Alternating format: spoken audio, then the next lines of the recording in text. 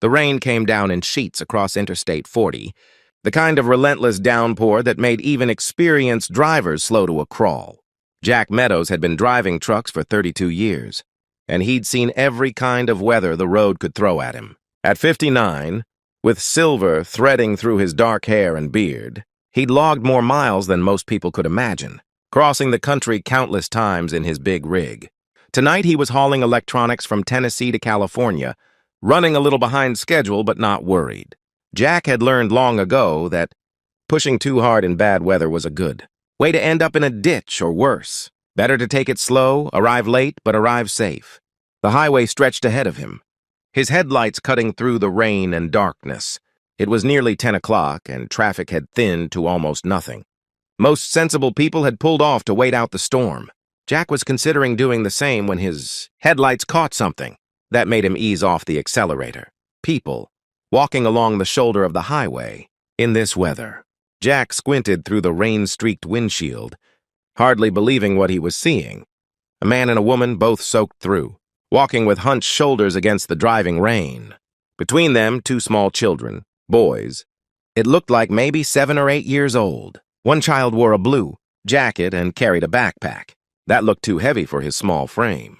The other wore an olive green vest and clutched what appeared to be a duffel bag. The woman carried a bag slung over her shoulder, and even from this distance, Jack could see how exhausted they all looked. What in God's name were they doing out here? Jack pulled his truck onto the shoulder about 50 yards ahead of them, leaving his running lights on so they could see him. He grabbed his rain jacket from behind the seat and climbed down from the cab, the rain immediately soaking through his jeans despite the jacket. He walked back toward the family, who had stopped moving and were watching him with obvious wariness. Up close, Jack could see they were in even worse shape than he'd thought. The man was probably in his mid-30s, with dark stubble and exhaustion written across his face. He wore a denim jacket that was completely saturated, and his jeans were muddy up to the knees. He'd positioned himself slightly in front of the woman and children, protective, defensive. The woman appeared to be in her early 30s as well, with long, dark hair plastered to her face and shoulders. She wore a dark jacket and looked like she was using every ounce of willpower just to stay standing. Her eyes met Jack's with a mixture of fear and desperate hope. The two boys were shivering, their lips tinged with blue. They clung to the adults, looking small and frightened and utterly miserable. "Folks," Jack called out over the sound of the rain, keeping his distance so he wouldn't seem threatening. "You all okay? Do you need help?" The man hesitated, clearly trying to decide if accepting help from a stranger on a dark highway was more dangerous than continuing to walk in the storm. "We're fine," he said, but his voice lacked conviction. "Car broke down a few miles back. We're trying to get to the next town." Jack looked at the children, who were quite obviously not fine, and then back at the man. "The next town is 15 miles from here. You're not going to make it in this weather, not with kids." He softened his voice. "I'm not here to cause trouble. Name's Jack Meadows. I've been driving trucks for over 30 years, and I've got 2 grown kids of my own. Let me at least give you a ride to the next truck stop. You can get warm, dry off, figure out your next move." The man and woman exchanged a look, having one of those silent conversations that couples have. Jack could see the exhaustion winning out over caution. "I'm Daniel Torres," the man said finally. "This is my wife, Maria, and our sons, Miguel and Carlos." He indicated each person as he spoke. We appreciate the offer. We've been walking for over 2 hours." 2 hours? Jack said, shocked. "In this storm? With children? Come on, let's get you all in the truck before you catch pneumonia." He led them back to his rig, opened the passenger side, and helped first Miguel and then Carlos climb up into the cab. Maria followed, and Daniel came last. The cab of Jack's truck was spacious for a big. He'd paid extra for the extended cab with a small sleeping berth in the back, but it was still tight. Quarters with 5 people. Jack climbed back into the driver's seat and cranked up the heat. He pulled out a blanket he kept for emergencies and handed it to Maria. "Here, wrap the boys in this. There are some towels in that compartment behind you." "Thank you," Maria said, and her voice cracked with emotion. "Thank you so much." As Jack eased the truck back onto the highway, he glanced over at his passengers. The boys were huddled under the blanket, pressed against their mother. Daniel sat nearest the door. dripping water onto the floor mat, his jaw tight with what might have been shame or worry or both. "So," Jack said conversationally, "what happened with your car?" "Engine just died," Daniel said. "Started making a terrible noise, then stopped completely.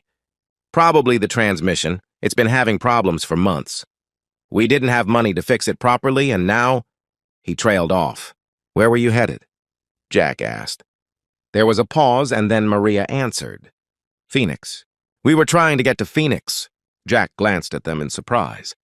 "Phoenix? That's still over 1,000 miles from here. You were planning to drive straight through?" "We didn't have much choice," Daniel said quietly. "I got a job offer there. Construction work. It's the best opportunity I've had in years. We packed up everything we could fit in the car and left 3 days ago." "Left from where?" Jack asked. "North Carolina," Maria said. "We've been living in a motel for the past 6 months after we lost our apartment. Daniel was working 2 jobs, but it wasn't enough to save up for a new place. When this job in Phoenix came through, better pay, better benefits, a chance to start over. We knew we had to take it, but we had to be there by Monday. Daniel starts work on Monday morning." Jack did some quick mental math. Today was Friday night. Even if everything had gone perfectly, it would have been a tight schedule.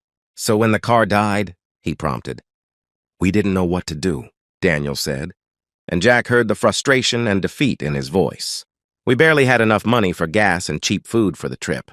We definitely don't have money to tow the car or fix it or rent another one. We sat there on the side of the road for an hour trying to figure out options, and then we decided to walk to the next town and see if there was a homeless shelter or a church or something. Somewhere the boys could at least be warm and dry while we figured things out." "But it started raining harder," Miguel piped up, his small voice muffled by the blanket. "And it got really dark. We were scared," Carlos added. "There were big trucks going by really fast." Jack felt his chest tighten. These were good people, clearly. Hard-working people who'd been doing everything they could to build a better life for their family. And they'd been walking on the highway in the dark and rain because they'd simply run out of options. "Well," Jack said, "you're safe now. We'll get to the truck stop in about 20 minutes. They've got hot food, showers, a place to sit down and rest. We can't really afford—" Daniel started, but Jack cut him off. "My treat," he said firmly. "When you have kids walking on a highway in a storm, money's not the issue. Safety is." They drove in relative silence for a while, the only sounds the drumming of rain on the truck's roof and the rhythmic swish of the windshield wipers. Jack's mind was working, turning over possibilities. He was scheduled to deliver his load in California in 3 days. His route took him through Arizona, right past Phoenix, as a matter of fact. He had a big rig with a spacious sleeper cab and an empty passenger seat. And these people desperately needed to get to Phoenix by Monday. It was probably crazy. He barely knew these people.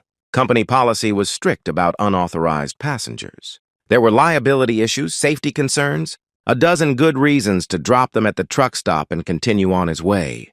But Jack thought about his own kids, his daughter Sarah, now 32 and teaching school in Ohio, and his son Tommy, 28 and working as a paramedic in Texas. He thought about how, when they were young and he'd been struggling to make ends meet after his divorce, people had helped him. Neighbors who'd watched the kids when he had to work. Teachers who'd bought them school supplies with their own money. A boss who'd given him advances on his paycheck without hesitation. Kindness had gotten him through those hard years. Kindness and the willingness of strangers to see another person's need and respond to it. "Listen," Jack said as they pulled into the truck stop. "I've got an idea. Let's get you all warm and fed first, and then we'll talk about it." Inside the truck stop's diner, Jack ordered cheeseburgers, fries, and hot chocolate for everyone. The boys' eyes went wide at the sight of real food. Jack wondered when they'd last had a decent meal. Maria and Daniel tried to protest, but Jack waved them off. "Eat," he said simply. "We'll talk after." He watched them demolish the food. The boys eating with the single-minded focus of truly hungry children. Daniel and Maria ate more slowly, but Jack could see the relief on their faces, the way the hot food and warm air were reviving them. Finally, when everyone had finished eating and the boys were starting to yawn, Jack laid out his proposal. "Here's what I'm thinking," he said. "I'm heading to California with a delivery. My route takes me right through Phoenix. I've got room in my cab for passengers, and I've got a sleeper berth in the back where the boys could rest. If you're willing to ride in a truck for the next few days, I can get you to Phoenix by Sunday evening.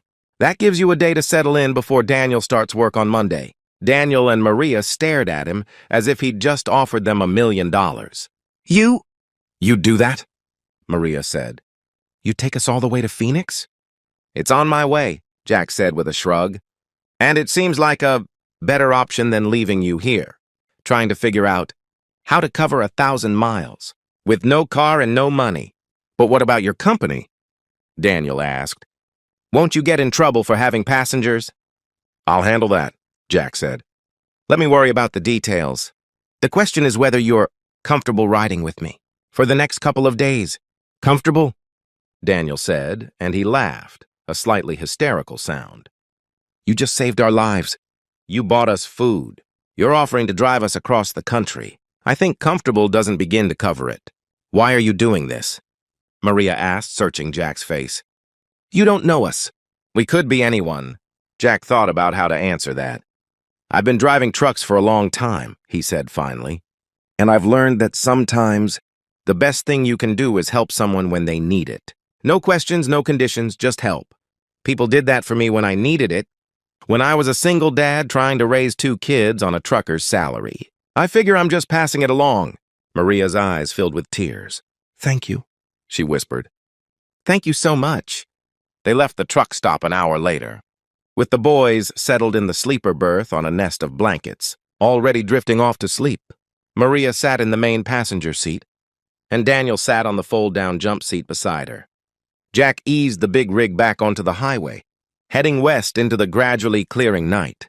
Over the next 2 days, Jack learned the Torres family's story. Daniel had been a skilled carpenter before the economy tanked and construction jobs dried up. He'd taken whatever work he could find, warehouse jobs, landscaping, retail, but nothing paid enough to get ahead.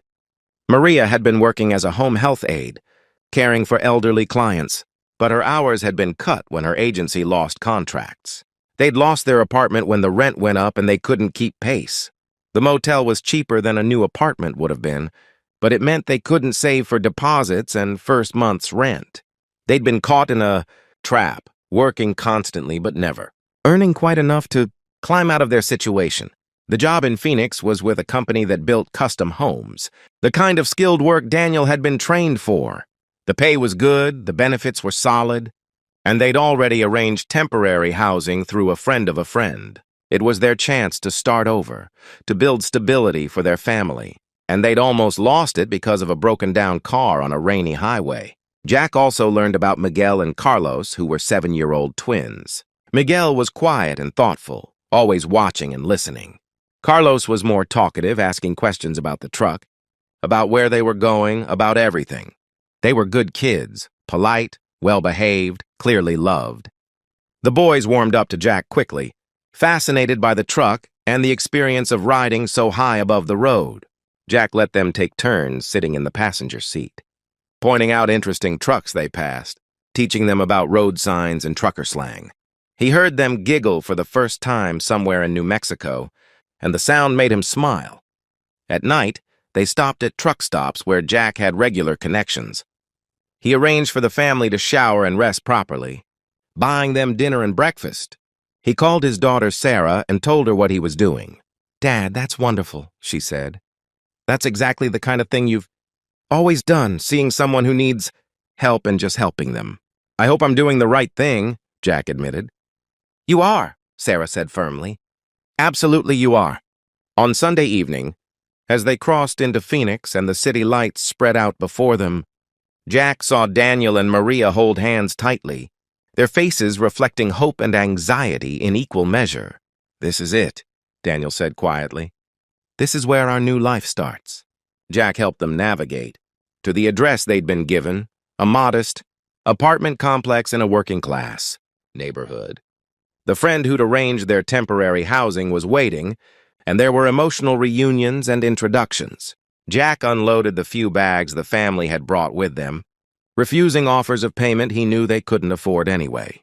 "You've done so much for us," Maria said, hugging him tightly. "I don't know how to thank you." You don't need to thank me, Jack said. Just take care of your family. Make this fresh start work. That's thanks enough. Miguel and Carlos both hugged him too, and Carlos said, Will we ever see you again, Mr. Jack? Maybe, Jack said, ruffling the boy's hair. I come through Phoenix pretty regularly. If I'm in the area, I'll look you up. He exchanged contact information with Daniel and Maria, then climbed back into his truck. As he pulled away, he looked in his mirror and saw the family standing together, waving. Daniel had his arms around his wife and sons, and even from a distance, Jack could see they were all crying, but they looked like happy tears. Jack continued on to California, made his delivery, and headed back east. Life returned to its normal rhythm of long drives, truck stops, and solitary meals. But something had shifted inside him. The loneliness he'd grown accustomed to felt different now. Less like an inevitable condition and more like something he might be able to change. He started paying more attention to the people around him, fellow truckers, waitresses, families struggling with car trouble. He started offering help more readily, buying meals for people who looked hungry, giving rides to stranded travelers when it was safe to do so, small acts of kindness that rippled outward. 3 months later, Jack's phone rang with an unknown Arizona number. He answered it to hear Daniel Torres's excited voice. Jack, I've been trying to reach you. I wanted to give you an update. Daniel, Jack said, genuinely pleased. How are things going? Better than we ever imagined, Daniel said. The job is great. I'm working on beautiful homes, doing the kind of craftsmanship I trained for. Maria found work as a school nurse. The benefits are incredible. We saved enough for our own apartment. The boys are doing great in school. Jack, we're doing it. We're actually making it work. That's wonderful, Jack said, feeling warmth spread through his chest. But here's the real reason I'm calling, Daniel continued. My boss, the owner of the construction company, his name is Robert Hayes. He's opening a new division focused on disaster relief construction, building homes quickly for people who've lost everything in floods, fires, hurricanes. He needs someone to manage the logistics, supplies, transportation, coordination with relief agencies. It's a big job, and he's offering great pay and the chance to travel, but it needs someone who understands logistics, who knows trucking and transportation, who can handle complex schedules.